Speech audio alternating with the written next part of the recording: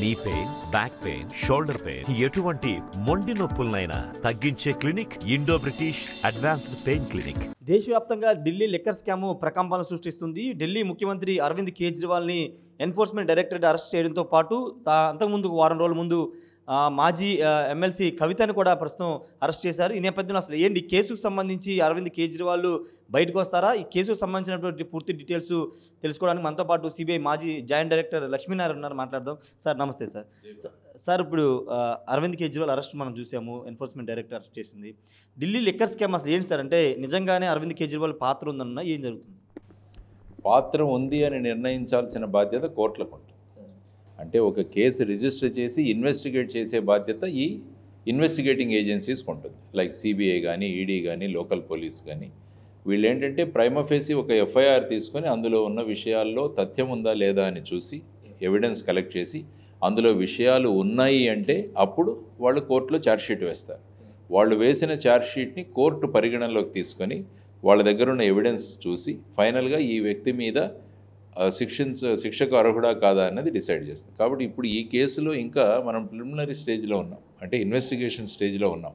అంటే కొన్ని ఛార్జ్షీట్లు వేసినా కూడా ఇంకా ఇన్వెస్టిగేషన్ నడుస్తూనే ఉంది. ఆ సందర్భంగా కేజ్రీవాల్ గారిని అరెస్ట్ చేయడం జరిగింది.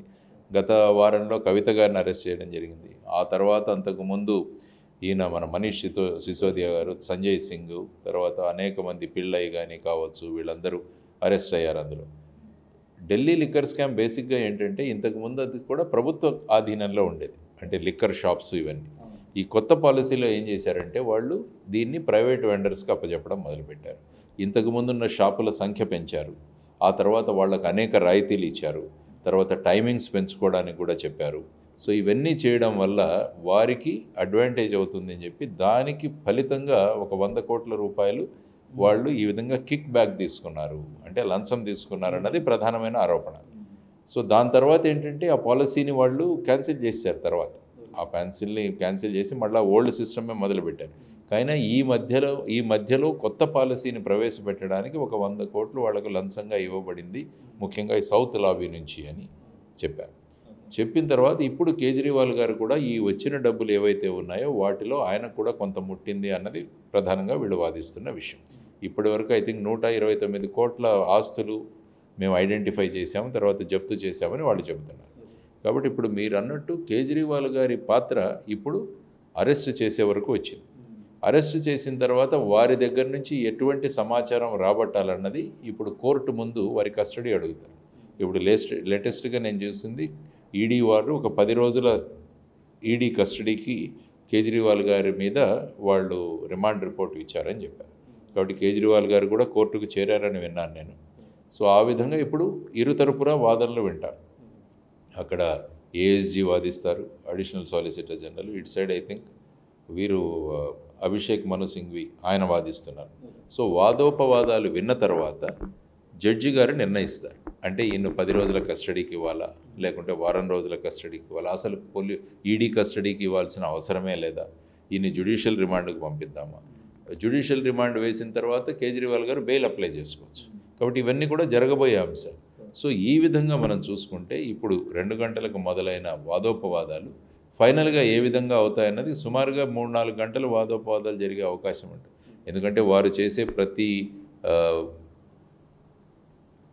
ప్రశ్నకి కేజ్రీవాల్ గారు సమాధానం ఇస్తారు. అంటే ఇది రాజకీయ కారణంగా చేసింది, మా ప్రమేయం ఏమీ లేదు, ఇందులో ఇవన్నీ కూడా ఎవిడెన్స్ మా మీద లేదు. కాబట్టి ఈ వాదనలు వారి తరపున, ఈడీ వాళ్ళు వాళ్ళ దగ్గర ఉన్న ఎవిడెన్స్ని బట్టి వాదిస్తుంటారు. కాబట్టి ఈ 2 విన్న తర్వాత జడ్జి గారు ఏ నిర్ణయం తీసుకుంటారని చూడాల్సిన అంశం. 9 సార్లు సమన్లు జారీ చేసిన తర్వాత వాటికి రిప్లై ఇవ్వకపోవడం వల్లే ఇప్పుడు ఈడీ అరెస్ట్ చేసింది అనుకోవాలి. అంటే ఏమవుతుందంటే జనరల్గా మనం సమ్మన్స్ ఇచ్చి వారి తర్వాత అటెండ్ అవుతుంటే వాళ్ళ దగ్గర నుంచి సమాచారం రాబడుతుంటారు. సో అందువల్ల ఏమవుతుందంటే సమాచారం వారికి కావాల్సింది దొరికిన తర్వాత అరెస్ట్ చేయాల్సిన అవసరం ఉండదు. కానీ సాధారణంగా చాలామంది ఏమనుకుంటారంటే ఈ సమన్స్ను మనం అవాయిడ్ చేస్తే, వెళ్లకుండా ఉంటే మనం సమాధానం చెప్పాల్సిన, కానీ చట్టంలో ఏముందంటే ఎప్పుడైతే లీగల్గా మీకు సమన్స్ ఇష్యూ చేస్తారో వాటిని ఒబే చేసి వాటిని పాటించి మనం ఆ ఆఫీస్కి వెళ్ళడం మన బాధ్యత. సపోజ్ ఇవ్వకుంటే కూడా వాళ్ళని అరెస్ట్ చేయమని చెప్పి చట్టంలో ఉంది. ముఖ్యంగా సిఆర్పిసిలో చూసుకుంటే 41A ద్వారా ఏదైతే నోటీస్ ఇస్తారో ఆ నోటీస్ ఇచ్చి మనం వెళ్ళేంత వరకు వారిని అరెస్ట్ చేయకూడదు. తర్వాత ఏదైనా కండిషన్స్లో మీరు అరెస్ట్ చేస్తే చేయొచ్చు, అది కూడా రైటింగ్లో రాసుకోవాలి. సో ఈ కేసులో ఏమైందంటే ఆయన 9 సార్లు ఇచ్చిన తర్వాత కూడా ఆయన వెళ్ళకుంటే అప్పుడు వారు ఈవెన్ యాంటిసిపేటరీ బెయిల్ కోసం కూడా ప్రయత్నించారు హైకోర్టులో. అది కూడా వాళ్ళేం మేము చేయలేమన్నారు. దాంతో నిన్న సాయంత్రం ఈడీ వారు వెళ్ళి వారిని అరెస్ట్ చేసి ఈరోజు కోర్టులో ప్రొడ్యూస్ చేస్తారు. కాబట్టి ఎప్పుడైనా కూడా చట్టంలో నేను ఇచ్చే సూచన ఏంటంటే లీగల్గా మనకు నోటీస్ వచ్చినప్పుడు దాన్ని యాక్సెప్ట్ చేయడం, లేకుంటే పై కోర్టుకు వెళ్ళి దాన్ని క్యాన్సిల్ చేయించుకోవడం. ఇది ఒక్కోసారి ఏంటంటే ఇన్వెస్టిగేటింగ్ ఏజెన్సీస్ వింటాయి. సపోజ్ నేను బిజీగా ఉన్నాను, లేకుంటే అసెంబ్లీ ప్రొసీడింగ్స్ జరుగుతున్నాయి, ఎలక్షన్లో బిజీ ఉన్నాను, ఇలాంటి రీజనబుల్ ఇది ఇస్తే వాళ్ళు ఒప్పుకుంటారు. కానీ నేను వెళ్ళను అన్న ధోరణిలో ఉంటే ఏమవుతుందంటే ఈ విధమైన చర్యలు తీసుకునే అవకాశం, ఎందుకంటే చట్టంలో చాలా ప్రొవిజన్స్ కల్పిస్తారు ఇటువంటి. ఇప్పుడు అరెస్ట్కి సమన్లకి అటెండ్ కావడం నెగ్లిజెన్సీగా ఉండడం కారణం అనుకోవచ్చా? వన్ ఆఫ్ ది కారణం అనుకోవచ్చు మనం ఖచ్చితంగా. ఎందుకంటే అటెండ్ అయినప్పుడు మన విషయాలు సేకరించినప్పుడు ఇంకా ఇతను అరెస్ట్ చేసే అవకాశమే. రేపు ఏంటంటే మనం అరెస్ట్ చేసినా కూడా చెప్పొచ్చు నేను ఎన్నిసార్లు అటెండ్ అయ్యాను, అయినా కూడా ఇది కక్షపూరితంగానే చేస్తున్నారన్న దానికి బలం చేకూరుతుంది. కానీ ఇప్పుడు ఏమవుతుందంటే ఇన్నిసార్లు ఇచ్చినా నేను ఇవ్వలేదంటే వాళ్ళు ఏం చెప్తారంటే ఈయనకు చట్టం అంటే భయమే లేదు, చట్టాన్ని ఈయన ఫాలో అవ్వడు. ఆ విధంగా కోర్టుని వాళ్ళ మనస్సుని, కోర్టు యొక్క ఆలోచనలను మార్చే ప్రయత్నం కూడా చేస్తారు ఖచ్చితంగా. ఎందుకంటే మన ప్రవర్తన ఎలా ఉందన్న ఆధారం మీద కూడా కోర్టులు మన మీద అభిప్రాయాన్ని వాళ్ళు ఏర్పరచుకుంటారు. ఇది చాలా ముఖ్యమైన విషయం మనకి. అంటే మనీ లాండరింగ్ చట్టం ఏం చెప్తుందంటే ఇప్పుడు ఈడీ ఫాలో అయిన రూల్స్ అంటే ఆయన్ని ఇంటికి వెళ్ళి ఇన్వెస్టిగేషన్ చేయడం, తర్వాత అక్కడే అరెస్ట్ చేస్తున్నామని చెప్పడం, ఇదంతా ప్రొసీజర్ ప్రకారం జరిగిందంటారా? ప్రొసీజర్ ప్రకారం ఏంటంటే ఎవరైనా వ్యక్తిని అరెస్ట్ చేసిన తర్వాత వాళ్ళని ఎందుకు అరెస్ట్ చేశాము అని చెప్పేసి వాళ్ళకొక మెమో ఇవ్వాలి, వాళ్ళకొక డీటెయిల్డ్గా. ఆ తర్వాత ఆ వ్యక్తికి సంబంధించిన వ్యక్తికి కూడా తెలియజేయాలి. ఫర్ ఎగ్జాంపుల్ ఇంట్లో అరెస్ట్ చేసినప్పుడు వాళ్ళ ఇంట్లో ఉన్నవారు వారినే అడుగుతారు, మేము ఎవరికి మీ అరెస్ట్ గురించి ఇన్ఫామ్ చేయాలంటే ఫర్ ఎగ్జాంపుల్ వాళ్ళ మామగారికి కానీ భార్యకు కానీ చేయమంటే వాళ్ళకి ఇన్ఫామ్ చేసి ఆ ఫామ్ వాళ్ళకి ఇచ్చి వాళ్ళ దగ్గర వాళ్ళ సంతకం కూడా తీసుకోవాలి. గ్రౌండ్స్ ఆఫ్ అరెస్ట్ మేము ఇన్ఫామ్ చేసాము. ఆ ప్రొసీజర్స్ అంతా యూజువల్గా ఫాలో అవుతారు. ఎందుకంటే ఆయన సీఎం స్థాయిలో వ్యక్తి. రేపు ఏంటంటే ప్రతి విషయం కూడా కోర్టులో చర్చకు వస్తుంది. కాబట్టి ఏదైనా చిన్న మిస్టేక్ చేసినా కూడా దాన్ని అడ్వాంటేజ్గా తీసుకుని వాళ్ళు ఖచ్చితంగా ఈ ప్రొసీజర్ ఫాలో అవ్వలేదు కాబట్టి మాకు బెయిల్ ఇవ్వండి అని కూడా అడుగుతారు. ఇప్పుడు ఒకవేళ కస్టడీకి ఇస్తే కనుక కోర్టు ఎలాంటి క్వశ్చన్స్ అడిగే అవకాశం ఉంటుంది? కస్టడీ అడిగిన తర్వాత క్వశ్చన్స్ ఏంటంటే ఈ మొత్తం లిక్కర్ స్కామ్లో ఏం జరిగింది, మీకు ఎంత నాలెడ్జ్ ఉంది అని అడుగుతారు. ఆ తర్వాత వీళ్ళ దగ్గర ఇంకా చాలామందిని ప్రశ్నించున్నారు ఇప్పటికే, వాళ్ళందరి దగ్గర నుంచి కూడా ఎవిడెన్స్ తీసుకున్నారు. కాబట్టి ఆ సాక్ష్యాధారాలు కూడా వారి ముందు చూపించి, సపోజ్ నాకేం తెలియదు అన్నారంటే వీరు చెప్పిన స్టేట్మెంట్లు చూపిస్తారు. సో ఇవన్నీ చూపించి ఆ మనిషిని అడుగుతారు, మా దగ్గర ఈ విధమైన ఆధారాలు ఉన్నాయి, మరి మీరు లేదని చెబుతున్నారు ఏంటన్నది కూడా అడగచ్చు. ఎందుకంటే పిఎంఎల్ఏ యాక్ట్ ప్రకారం అదొక సివిల్ కోర్ట్ లాగా ఉంటుంది. అందులో సివిల్ కోర్టులో ఆయన్ని పిలిపిస్తున్నారు కాబట్టి కోర్టు ముందు అంతా కూడా సత్యమే చెప్పాలనే ఉన్నది. కాబట్టి వాళ్ళ ముందు అబద్ధం చెప్పడం కూడా అది కూడా ఒక అఫెన్స్ అవుతుంది పిఎంఎల్ఏ. ఎందుకంటే అంత చట్టం, ఎందుకంటే ఈ మనీ లాండరింగ్ అన్నది మొత్తం ప్రపంచాన్నే కుదిపివేస్తున్న విషయం. ఇప్పుడు హవాలా అని చూసాం చాలా చోట్ల, ఎక్కడి నుంచి ఎక్కడికి కావాలంటే ఎంత డబ్బు కావాలంటే అంత డబ్బు మారిపోతుంది. అంగాడియా అంటారు, హవాలా అంటారు. ఈ విధంగా దేశ హద్దులు కూడా మారిపోతాయి. కాబట్టి మొత్తం ప్రపంచంలో కూడా ఈ మనీ లాండరింగ్ అన్నది చాలా సీరియస్ క్రైము. దాని గురించి అందరూ ఈవెన్ కోర్టులు కూడా చాలా జడ్జిమెంట్స్ ఇచ్చాయి. మనీ లాండరింగ్ కేసెస్లో ఎస్పెషల్లీ చాలా స్ట్రిక్ట్గా ఉండండి, బెయిల్ కూడా అంత సులభంగా ఇవ్వకండి, ఇవన్నీ కూడా చెప్పిన విషయాలు. కాబట్టి అతి కఠినమైన చట్టము, ఇటువంటి చట్టాలు ఉన్నప్పుడు ఆ సంబంధించి మనం కూడా దాన్ని పాటించాలన్నది కూడా చాలామంది నేర్చుకోవాలి. కవిత అరెస్ట్ గురించి ఏం చెప్తారంటే ఆమె స్కామ్లో లేవని చెప్తున్నారు. అక్కడ ఢిల్లీ స్థాయిలో జరిగినటువంటి స్కామ్కి తమకి సంబంధం లేదనేది ప్రధానంగా కవిత తరపున కానీ కవితకు సంబంధించిన పార్టీ వాళ్ళందరూ చెప్తున్నారు. మీరేం చెప్తారు? సాధారణంగా ఏ వ్యక్తి కూడా అదే చెప్తారు. సపోజ్ ఏ వ్యక్తిని అరెస్ట్ చేసినా నేనేం చేయలేదంటారు. కానీ ఇన్వెస్టిగేటింగ్ ఏజెన్సీస్ ఏమంటే దానికి సంబంధించిన సాక్ష్యాలు, ఎందుకంటే ఇటువంటి హై ప్రొఫైల్ వ్యక్తిని అరెస్ట్ చేస్తున్నప్పుడు ఏమాత్రం సాక్ష్యం లేకుండా అరెస్ట్ చేస్తే రేపు కోర్టులో ఫేస్ చేయాల్సి వస్తుంది. సో ఏదో నాకు అధికారం ఉంది కదా నేను అరెస్ట్ చేస్తున్నాను వెళ్తే వాళ్ళ అడ్వకేట్ రేపు మిమ్మల్ని క్రాస్ చేస్తాడు, మీ బేసిస్ ఏంటి, ఎలా చేశారు. ఎందుకంటే సుప్రీంకోర్టు అనేక జడ్జిమెంట్లు ఉన్నాయి. కాబట్టి ఇవన్నీ కూడా దగ్గర పెట్టుకొని వాళ్ళు చేస్తారని అనుకుంటాం. కానీ చూద్దాం. ఫైనల్గా ఏంటంటే కవిత గారి మ్యాటర్లో కూడా సుప్రీంకోర్టుకు వెళితే వారు మేము ఇంటర్ఫియర్ అవ్వలేము, మీరు మళ్ళీ ట్రయల్ కోర్టుకే వెళ్ళండి అని చెప్పారు. సో ఎప్పుడైనా ఇన్వెస్టిగేటింగ్ జరుగుతున్నప్పుడు కింది కోర్టు ఏదైతే ఉంటుందో అది ముఖ్యం. ఎందుకంటే ఇన్వెస్టిగేషన్ చేయడానికి ఇన్వెస్టిగేటింగ్ ఏజెన్సీస్ని కోర్టులో అలౌ చేయాలి. లేకుంటే ప్రతి చోట కూడా వారిని ఆపేస్తుంటే మరి కేసు ఇన్వెస్టిగేషన్ ఏమవుతుంది? రేపు వాళ్ళు అదే అంటారు, మీరు స్టే ఇచ్చారు దానివల్ల చేయలేకపోయాం, మీరు ఆ విధంగా వాళ్ళకు మాకు కస్టడీ ఇవ్వలేదు దానివల్ల మేము అనేక విషయాలు తెలుసుకోలేకపోయాం, ఇవన్నీ కూడా అంటారు. కాబట్టి ఎప్పుడు కూడా ఇన్వెస్టిగేషన్ జరగాలన్నది ప్రయారిటీ. దానికి కోర్టు మీరు రాజ్యాంగబద్ధంగా ఉన్న విషయాలు ఏదైనా వైలేట్ చేస్తే, ఫర్ ఎగ్జాంపుల్ ఒకరిని అరెస్ట్ చేసి కొట్టారు, అప్పుడు అది రాజ్యాంగంగా అది 3rd డిగ్రీ ఉపయోగించకూడదు. మీరు అరెస్ట్ చేస్తున్నప్పుడు అరెస్ట్ మెమో ఇవ్వలేదు, ఆ తర్వాత మీ దగ్గర కేస్ డైరీ సబ్మిట్ చేయలేదు, ఇలా రకరకాల విషయాలు ఉంటాయి. ఏవైతే లీగల్గా ఉన్న విషయాలన్నీ కూడా ఫాలో అవుతున్నంత వరకు కోర్టులు కూడా ఇంటర్ఫియర్ అవ్వవు. కోర్టులు ఎప్పుడు ఇంటర్ఫియర్ అవుతాయంటే చట్టబద్ధంగా ఉన్న విషయాలను మనం పాటించకుండా కేవలం మనకు అధికారం ఉంది కదా అని చేసినప్పుడు అప్పుడు కోర్టులు ఇంటర్ఫియర్ అవుతాయి. ఎందుకంటే వ్యక్తి స్వేచ్ఛ, వ్యక్తి స్వాతంత్రం అన్నది చాలా ముఖ్యం. ఆర్టికల్ 21 రైట్ టు లైఫ్ అన్నది కూడా చాలా ముఖ్యం. ఆ రాజ్యాంగబద్ధమైన హక్కులను కాపాడే బాధ్యత కోర్టుల మీద ఉంది. అది ఎప్పుడైతే వయలేషన్ అవుతుందో అప్పుడు పెద్ద కోర్టులు వస్తాయి, అంటే హైకోర్టు, సుప్రీంకోర్టు అప్పుడు రంగప్రవేశం చేస్తాయి. లేకుంటే బేసిక్ ఇన్వెస్టిగేషన్లు ట్రయల్ కోర్టు, ఇన్వెస్టిగేటింగ్ ఏజెన్సీ ఈ రెండింటి మధ్య జరుగుతుంటుంది. అంటే ఇప్పుడు కేసు తీవ్రత చూస్తే కనుక ఇప్పుడు ఒకవేళ ఈ అందరి సాక్షుల్ని విచారించారు కాబట్టి ఒకవేళ శిక్ష పడితే కేజ్రీవాల్కి ఏమన్నా ఎలాంటి టైప్ శిక్ష పడే అవకాశం ఉంది? కవితకి సంబంధించి ఎలా? సాధారణంగా ఇవన్నీ ఏంటంటే కాన్స్పిరసీ కేసెస్ అంటారు. కాన్స్పిరసీ అంటే ఏంటంటే అందరూ కూర్చొని ఇది నిర్ణయించి చేసిన, అందులో కొంతమందికి కొన్ని విషయాలు మాత్రమే తెలుస్తుంది. కాన్స్పిరసీ కేసు ఎలాగంటే, నేను ఫర్ ఎగ్జాంపుల్ విజయవాడ నుంచి హైదరాబాద్కు ట్రైన్లో వెళ్తున్నాను, నేను విజయవాడ నుంచి హైదరాబాద్ వరకు ప్రయాణం చేస్తాను. ఒక వ్యక్తి మధ్యలో ఎక్కుతాడు, ఎక్కడో ఎక్కేసి కొంత దూరం ప్రయాణం చేసి దిగిపోతాడు, ఇంకో వ్యక్తి ఇంకో చోటుకి వెళ్ళి దిగిపోతాడు. వీళ్లకు కొద్ది విషయాలు మాత్రమే తెలుస్తాయి. కానీ ఏ వ్యక్తి అయితే విజయవాడ నుంచి హైదరాబాద్కు ప్రయాణం చేస్తున్నాడో అతనికి మొత్తం తెలుసు. కాబట్టి ఈ కాన్స్పిరసీలో వీళ్ళందరూ సహభాగులు అవుతారు. నాకు ఇంత మాత్రమే విషయం తెలుసు, నాకు ఇంత విషయమే తెలుసు అని వాళ్ళు తప్పించుకోవడానికి లేదు. ఎందుకంటే 120B అన్నది వీటన్నిటిని కలుపుతుంది. కాబట్టి ఇందులో ఉన్న కేసులు ఏవైతే, సెక్షన్లు ఏవైతే ఉంటాయో అందులో శిక్షకు వీళ్ళందరూ కూడా పాత్రులు అవుతారు. వీళ్ళందరినీ కలిపే దారం ఈ కాన్స్పిరసీ. సో ఆ విధంగా చూసుకుంటే మినిమం ఐ థింక్ 7 సంవత్సరాల శిక్ష వరకు ఉంటుంది ఇందులో. అంటే వాళ్ళ మీద వేస్తున్నది అంటే ఈ సెక్షన్ కింద ఇంత పనిష్మెంట్ ఉంటుంది అన్నది మామూలుగా ఉంటుంది. ఐ థింక్ పిఎంఎల్ఏ యాక్ట్ ప్రకారం చూడాలి నేను, సెక్షన్ 4 and 5 ఉంటుంది, ఆర్ 3 and 4 పిఎంఎల్ఏ యాక్ట్లో అది ఐ థింక్ పనిషబుల్ అనుకుంటాను. 3 years 7 years దాకా ఉందని నేను అనుకుంటాను. ఇప్పుడు మీ పార్టీ స్టాండర్డ్స్ అరవింద్ కేజ్రీవాల్ అరెస్టుకు సంబంధించి ఒక ముఖ్యమంత్రి స్థాయిలో ఉన్న వ్యక్తిని ఈ విధంగా అరెస్ట్ చేయడం పట్ల మీ పార్టీ ఏం చెప్తుంది? అంటే ముఖ్యమంత్రి స్థాయిలో ఉన్న వ్యక్తిని అరెస్ట్ చేయడం ఇది ప్రథమం కాదు. మొట్టమొదటిసారిగా సిట్టింగ్ ముఖ్యమంత్రిని అరెస్ట్ చేసింది జయలలిత, ఆ తర్వాత వచ్చేసి హేమంత్ సోరెన్ మన జార్ఖండ్, వీరు 3rd ముఖ్యమంత్రి. సో ఆ విధంగా సిట్టింగ్ వారిని చేయడం అన్నది అనుకుంటాను. ఐ థింక్ లాలూ ప్రసాద్ యాదవ్ గారితో ఏమైంది, అప్పుడు రాబ్రీ దేవిని సీఎం చేశారు, అప్పుడు ఆయన సిట్టింగో కాదో ఇంకా అది క్లారిఫై చేయాలి.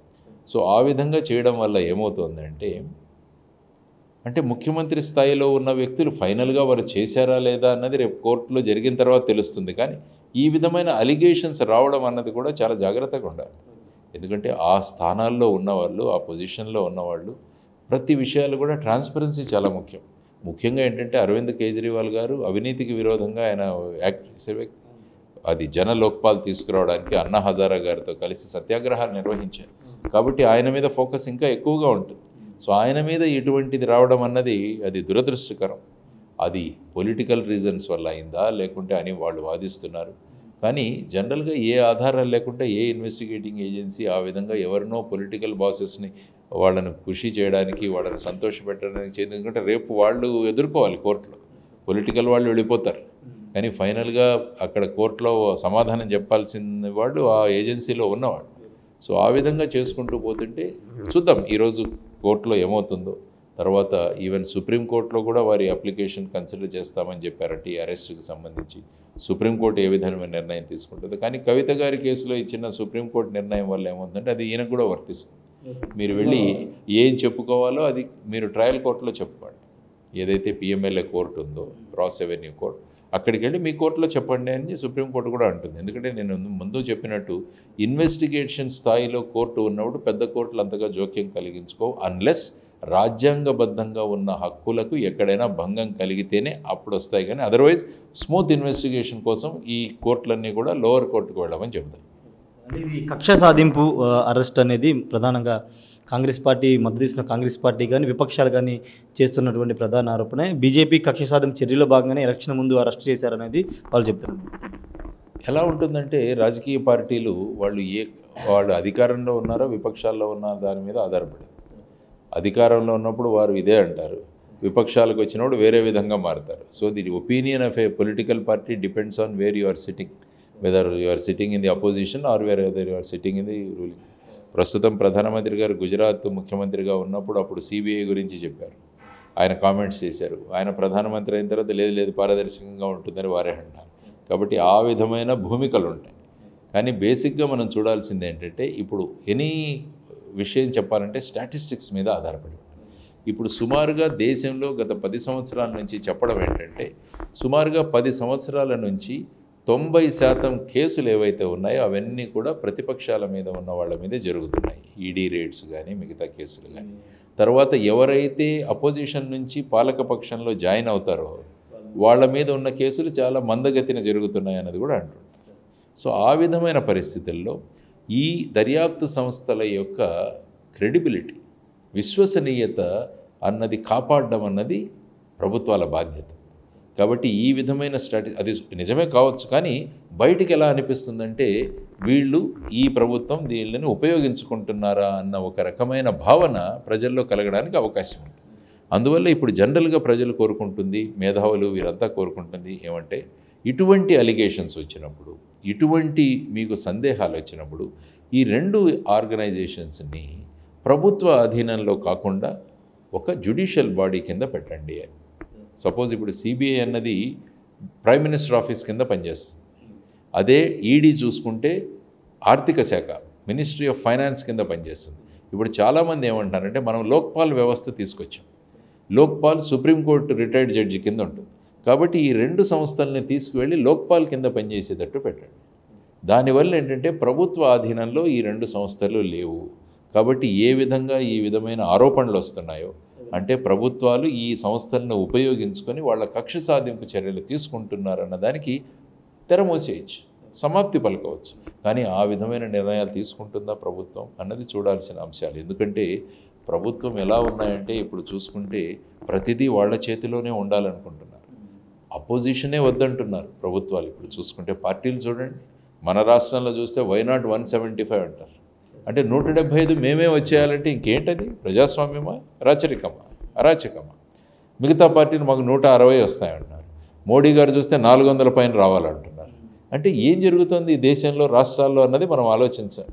అందువల్ల ఏంటంటే ఎప్పుడైనా బ్రూట్ మెజారిటీ వస్తే ఇంకా మాకు ఎదురు లేదు, మేము ఏమైనా చేయొచ్చు అన్న భావనలు వచ్చినప్పుడు ప్రజాస్వామ్యం ప్రమాదంలో పడుతుంది. మనం ఒక పౌరుడిగా ప్రజాస్వామ్యాన్ని ప్రమాదంలో పడకుండా చూపించాల్సిన బాధ్యత రాజకీయ వాళ్ళకి అనిపించవచ్చు మాకు బ్రహ్మాండమైన మెజారిటీ ఉందని, కానీ మన అందరి మూల కర్తవ్యం ఏంటంటే మన ప్రజాస్వామ్యాన్ని పరిరక్షించుకోవాలి. దానికోసం అపోజిషన్ భూమిక కూడా చాలా ముఖ్యం. వాళ్ళు కూడా వాళ్ళ అభిప్రాయాలు వ్యక్తం చేస్తే తప్ప మనలో ఉన్న తప్పులు ఏవైనా ఉంటే వాటిని సరిదిద్దుకునే అవకాశం ఉంటుంది. లేకుంటే అందరూ భజనే చేస్తారు. ఇప్పుడు పెద్ద మెజారిటీ వస్తే మీరు ఏమైనా చేయొచ్చు. ఇక్కడ చూడండి, ఏపీ ల్యాండ్ టైటిలింగ్ యాక్ట్ అని ఒకటి తెచ్చారు, దేశంలో ఎక్కడా కూడా లేదు. నీతి ఆయోగ్ వాళ్ళు చెప్పింది కానీ దేశంలో ఈవెన్ గుజరాత్ కూడా చేయలేదు, మన వాళ్ళు చేసేసారు ఇక్కడ. అంటే ఏం జరుగుతుందన్నది చూడాలి. సో ఆ విధంగా బ్రూట్ మెజారిటీస్ రాకుండా ప్రజాస్వామ్య పరిరక్షణ, తర్వాత రాజ్యాంగబద్ధంగా ఏర్పడిన సంస్థలు, లేకుంటే మన ఇన్వెస్టిగేషన్ సంస్థలు, దర్యాప్తు సంస్థలు, వీటన్నిటి యొక్క ఇండిపెండెన్స్, విశ్వసనీయతని పెంచడం, వారి యొక్క స్వయం ప్రతిపత్తిని పెంచడం, ఇదంతా కూడా ప్రభుత్వ బాధ్యత. లేకుంటే ఏముంది, రేపు మీరే అపోజిషన్లోకి రావచ్చు. మనం జీవితకాలం కూడా రూలింగ్లో ఉండం కదా, ఒకానొక రోజు ఎక్కడో రావాల్సి వస్తుంది. మరి ఆ టైంలో ఈ సంస్థలు మరి అప్పుడు అంటారు మీరు ఈ సంస్థలు మా మీద వీళ్ళు ఉపయోగిస్తున్నారని చెప్పేసి. కాబట్టి అటువంటివి రాకుండా, ఇటువంటి డౌట్లు రాకుండా వీటన్నిటినీ కూడా ఒక వేరే బాడీ కింద కనుక చేయగలిగితే అప్పుడు ఏమవుతుందంటే ఇటువంటి ఆరోపణలు రావు. ఎందుకంటే ప్రజల్లో ఎప్పుడైతే అనుమానం ఏర్పడుతుందో వాళ్ళు చట్టాన్ని వాళ్ళ చేతుల్లో తీసుకోవడం మొదలు పెడతారు. ప్రజలు చట్టంలో చేతుల్లో తీసుకోవడం మొదలు పెడితే అది సివిల్ వార్కు దారితీస్తుంది, అరాచకానికి దారితీస్తుంది. దానికి మనమంతా కూడా దాన్ని విరోధించాలి, దాన్ని మనం సమర్థన చేయకూడదు.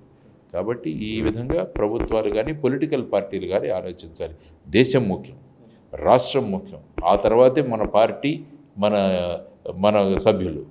మొదట దేశం ముఖ్యము, రాష్ట్రం ముఖ్యమన్న భావాలు అందరిలో ఉంటే అప్పుడు ఏమవుతుందంటే ఇటువంటి విషయాలు ఏదైనా వస్తే వెంటనే దాన్ని పరిగణలోకి తీసుకొని దాన్ని జరగకుండా ఎలా చేయాలి. ఇప్పుడు చూడండి, ఎలక్షన్ కమిషన్ను అపాయింట్మెంట్ చేసే ప్రాసెస్లో కూడా మీరు చూస్తే సుప్రీంకోర్టు ఏం చెప్పింది, ప్రధానమంత్రి, leader of opposition, supreme court chief justice, ఈ ముగ్గురు ప్యానెల్లో మీరు అపాయింట్ చేయండి అంటే వీళ్ళు కొత్త బిల్లు తీసుకొచ్చారు.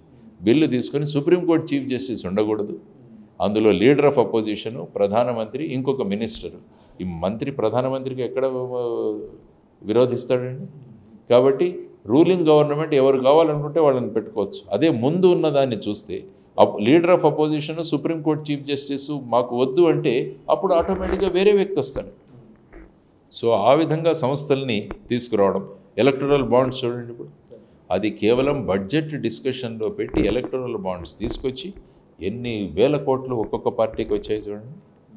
అందుకనే మేమేమంటున్నామంటే మీరు ఎలక్టరల్ బాండ్స్ని వచ్చే ఎలక్టరల్ బాండ్స్ అంటే కొత్త ఎలక్టరల్ బాండ్స్ ఇవ్వకూడదు. కానీ మేము అడుగుతున్నది ఏంటంటే ఇప్పటి వరకు వచ్చిన డబ్బులు ఏవైతే ఉన్నాయో వాటన్నింటినీ కూడా రిటర్న్ చేసి, మరి నా దగ్గర 6,500 కోట్లు నా అకౌంట్లో పెట్టుకొని నేను కొత్త బాండ్లు ఎందుకు నాకు? కాబట్టి ఈ రకం కూడా, ఈ అమౌంట్ కూడా వెళ్ళిపోవాలి ఎవరైతే కాంట్రిబ్యూట్ చేస్తారో వాళ్ళకి, లేకుంటే ఎలక్షన్ కమిషన్ ఫండ్లో వేయండి అని అడుగుతున్నాం మేము. ఎన్నికల సుధారణలు, సంస్కరణలు ఏవైతే కావాలో దానికి ఈ డబ్బును ఉపయోగించండి. ఎలాగ మీరు ఇచ్చింది పొలిటికల్ పార్టీకే కదా, ఆ డబ్బంతా తీసుకెళ్ళి ఎలక్షన్ కమిషన్ ఫండ్లో వేయండి. రేపు ఎలక్షన్ కమిషన్ ఏదైతే సంస్కరణలు తీసుకురావాలనుకుంటుందో దానికి డబ్బు ఉపయోగించండి, ప్రజలు బాగుపడతారు, ప్రజాస్వామ్యం నిలబడుతుంది. ఈ విధంగా ఆలోచనలు చేయాలని జయభారత్ నేషనల్ పార్టీ కోరుకుంటారు.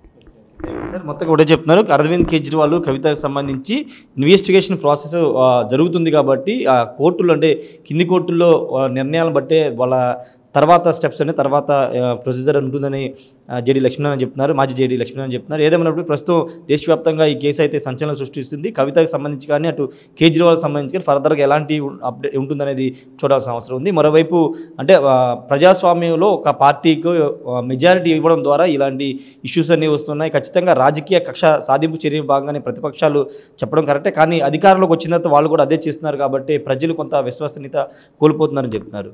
Camera person ప్రసాద్తో Rayesh RTV Vijayawada నుండి. మరిన్ని వీడియోస్ కోసం ఛానల్ ని సబ్స్క్రైబ్ చేయండి, లేటెస్ట్ అప్డేట్స్ కోసం వాట్సాప్ ఛానల్ ని ఫాలో చేయండి అండ్ లింక్ డిస్క్రిప్షన్ లో ఉంది.